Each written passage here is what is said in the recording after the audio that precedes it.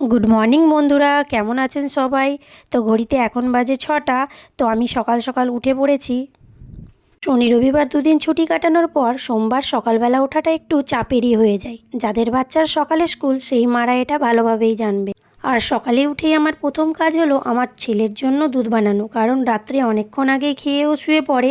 তাই সকালবেলায় আমি ওকে একটু পিডিয়াশিওর বানিয়ে দিই। ছেলের দুধটাও বানিয়ে নিই, সাথে মেয়ের জন্য একটু হরলিক্সটাও বানিয়ে নিলাম। ছোটোকে এটা দিয়ে আসি, তারপর মেয়েকে রেডি করব।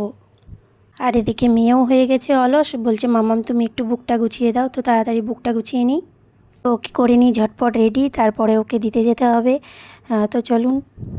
আর আমরা দুজনে এখানে হয়ে গেছি রেডি। আজকে স্কুলের বাস আসবে না, তাই আমাকে ওকে দিতে যেতে হবে। তো সঙ্গে থাক।